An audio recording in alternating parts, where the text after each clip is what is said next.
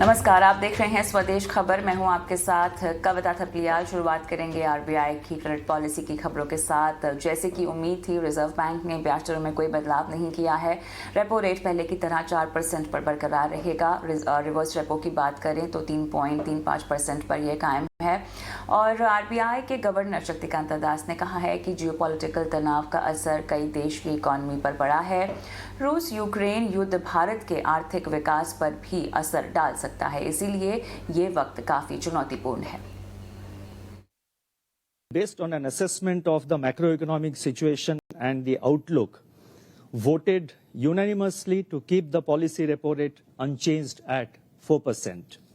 The MPC also decided unanimously to remain accommodative while focusing on withdrawal of accommodation to ensure that inflation remains within the target going forward while supporting growth. The marginal standing facility, that is MSF rate and bank rate, remain unchanged at 4.25%. Further, it has been decided by the Reserve Bank to restore the width of the liquidity adjustment facilities, that is the LAF, LAF, that is the LAF corridor, to 50 basis points, 50 to 50 basis points, the position that prevailed before the pandemic. The floor of the corridor will now be provided by the newly instituted Standing Deposit Facility, SDF, which will be placed 25 basis points below the repo rate, that is at 3.75%.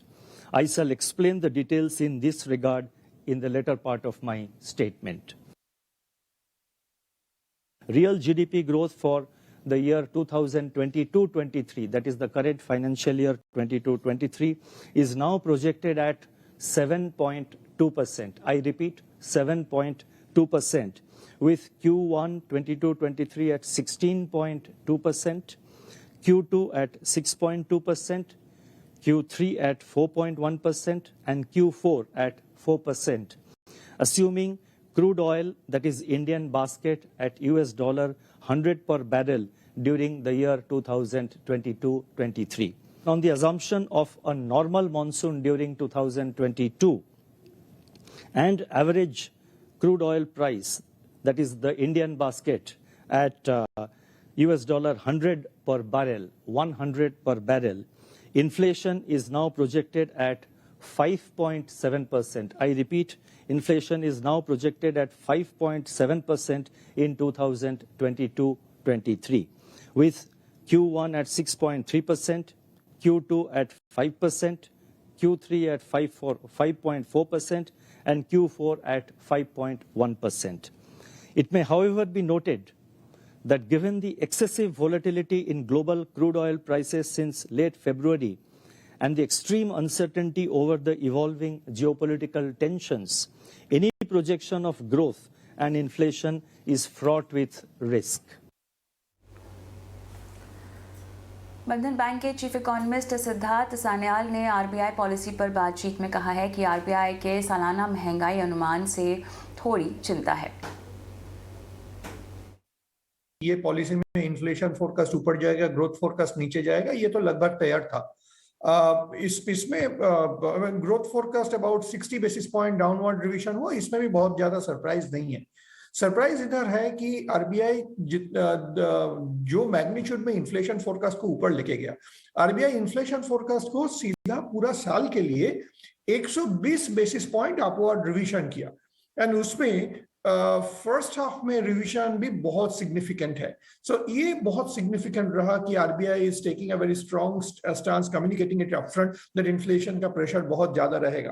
अभी interesting चीज ये है, इसमें RBI clearly बोल रहा है कि पहला हाफ में इन्फ्लेशन एक्चुअली आरबीआई का जो अपर टॉलरेंस बैंड है उसको ऊपर रहेगा। तो लेकिन आरबीआई अभी रिपो रेट या दूसरा रेट में थोड़ा सा टॉलरेंस इसलिए दिखा रहा है कि उसका उम्मीद यह है कि सेकंड हाफ में नंबर फिर से 6% के नीचे आ जाएगा। तो आरबीआई के लिए बहुत क्रिटिकल बात यह रहेगा कि आगे जाके अगर आरबीआई को लगेगा कि सेकेंड हाफ के लिए भी अपवर्ड प्रेशर ज्यादा बन रहा है, then the chances of RBI coming and hiking rates can not be ruled out. दूसरा एक बात मुझे जो इंटरेस्टिंग लगा कि नया जो लिक्विडिटी मैनेजमेंट का नया टूल जो आया है, पर्टिकुलरली एसडीएफ जो अभी इंट्रोड्यूस किया है, ये बहुत सिग्निफिकेंट है। ये एसडीएफ अभी 3.75 में जो इंट्रोड्यूस किया है, इसके वजह से जो fixed rate reverse repo rate जो है, जो कि 3.35 में छोड़ा गया है, उसका इंपॉर्टेंस बहुत कम होते जाएगा। And actually 3.75 can be some kind of a lower floor for liquidity management going ahead for the next few months. But इसमें जो आरबीआई किया है, बहुत दिन से जो VRRR और वेरिएबल रेट रिवर्स रिपो कर रहे थे, उसके वजह से एक्चुअली रेट के ऊपर नया इंपैक्ट बहुत ज्यादा कुछ नहीं आएगा, क्योंकि आरबीआई मार्केट को तैयार करके रखे थे। So overall in a very intelligent policy in a very very complicated framework, and credit must be given to RBI and governor.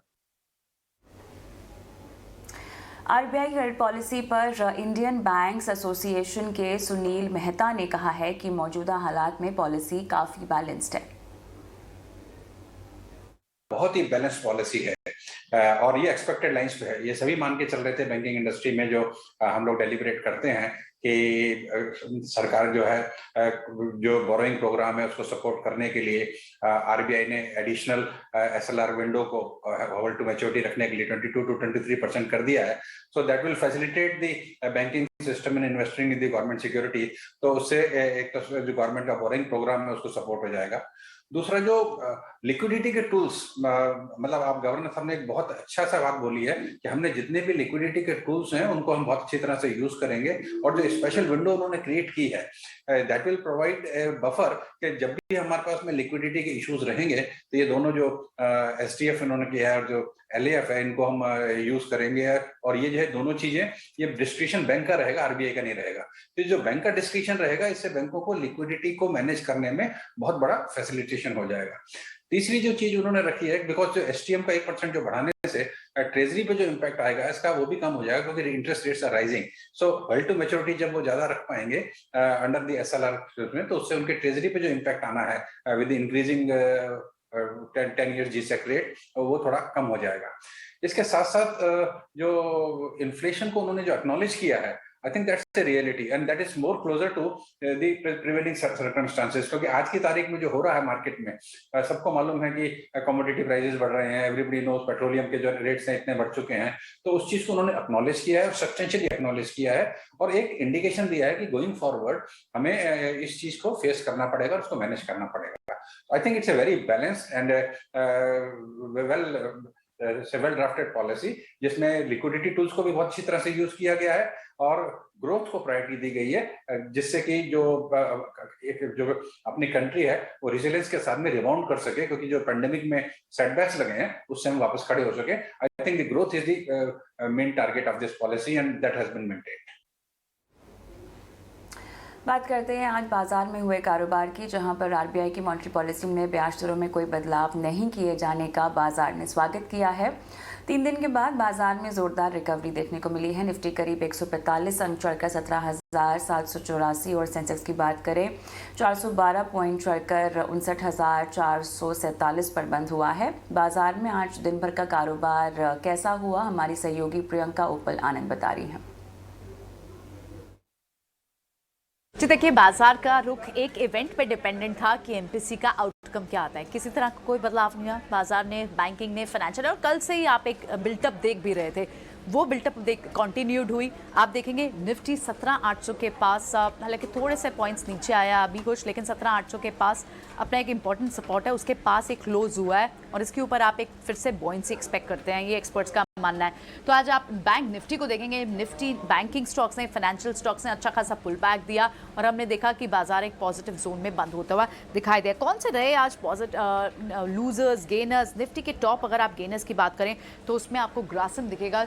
Grasim, ITC, SBI live, JSW steel, ये कुछ काउंटर्स थे जो आज आपको टॉप गेनर्स की सूची में दिखाई दिए। और इनफैक्ट ये ग्रासिम की बात करें तो जिस तरह की मूव हमें पूरे सीमेंट पैक में ग्रासिम ने दिखाई, दैट वाज समथिंग एस्टॉनिशिंग। इसके अलावा लास्ट के कुछ आवर में, लास्ट के कुछ मिनटों में जो वाइब्रेंसी, जो बॉयंसी आपको आईटीसी में दिखाई दी, सिंजन में दिखाई दी, एफएनओ काउंटर्स की मैं बात कर रही हूँ, की अगर हम यहाँ प्राइस रिफ्लेक्ट कर पाएँ तो आप चोलामंडल फाइनेंस तो आपका खैर टॉप गेनर था, बिजनेस अपडेट्स अच्छे शानदार बिजनेस अपडेट्स, उसके बाद सुबह से ही स्टॉक में मोमेंटम था। उसके अलावा सिंजन ने लास्ट आवर में जिस तरह से परफॉर्म किया और साथ ही अदानी पैक के सारे स्टॉक्स में अदानी एंटरप्राइज भी आज आपको तेज रहा, उसमें भी जिस तरह की न्यूज़ आई कि 3 स्टॉक्स में यूएई का एक फंड इन्वेस्ट करने के लिए ये जब डोमेन्स पर आई तो उसके बाद और उससे पहले ही बस जिस तरह से बाजार में थी। ये कुछ गेनर्स है जो हम देख रहे हैं कि सिप्ला में आपने देखा कि एक टॉप गेनर लूजर रहा वहाँ, और साथ ही टेक महिंद्रा, एनटीपीसी, ये कुछ गेनिंग लूजिंग स्टॉक्स थे जो आज आपको निफ्टी पर दिखाई दिए। इस वीक बाजार ने प्रदर्शन कैसा किया? अगर आप पॉइंट्स के लिहाज से बात करें तो small cap mid cap space ने क्लियरली आउट परफॉर्मेंस दिखाई इस पूरे हफ्ते में। लगभग 3.5 से 4% की आपको जो तेज़ी थी वो आपको मिड कैप और स्मॉल कैप में 2.5%, मिड कैप में आपको 3.5% की तेज़ी दिखाई दी। और क्लियरली जो लीडरशिप थी इस पूरे हफ्ते वो एफएमसीजी पैक से आई। 4.5% के गेंस आपको एफएमसीजी ने दिए। मेटल पैक 4% से ज़्यादा तेज रहा। और लूजर जो थे सबसे ज़्यादा पहले, यानी जिन स्टॉक्स की परफॉर्मेंस आउट परफॉर्मेंस की एक्सपेक्टेशन है in terms of results also, वो इस हफ्ते वो पैक थोड़ा सा वीक था, यानी आईटी। लेकिन अब अगले हफ्ते से रिजल्ट शुरू होंगे, टीसीएस के रिजल्ट्स है 11 तारीख को, और उसके बाद हम देख रहे हैं कि अब वहाँ पर क्लियरली एक बॉइंसी सी शुरू हो गई आईटी पैक में। लेकिन इस हफ्ते आईटी पैक ने एक लूजिंग रिटर्न्स, नेगेटिव रिटर्न्स ज़रूर दिए। तो अगला हफ्ता बहुत वॉचफुल रहेगा। बड़े कॉर्पोरेट अर्निंग्स है, आईटी पैक के नंबर्स हैं, एचडीएफसी बैंक के नंबर्स हैं, और यूएस मार्केट्स में भी आपको बैंकिंग स्पेस के बड़े बैंक्स के रिजल्ट्स हैं, तो वॉच आउट करना होगा। लेकिन क्लियरली हम 17,800 के पास क्लोज होते हुए जा रहे हैं एक पॉजिटिव टेरिटरी में, और यहाँ से एक नेक्स्ट लेग अप जो आपको यहाँ दिखता है वो 300 से 400 पॉइंट्स का, जो बाजार के जानकार मानते हैं, वो एंटिसिपेट करना चाहिए। रुचि सोया के एफपीओ की बाजार में मजबूत लिस्टिंग हुई है और ये इशू प्राइस 650 रुपये के मुकाबले 30% प्रीमियम के साथ 855 रुपये पर लिस्ट हुआ है। इंट्राडे में भी इसमें ज़बरदस्त उछाल देखने को मिला है। शेयर में करीब 15% की तेज़ी के साथ क्लोजिंग हुई है।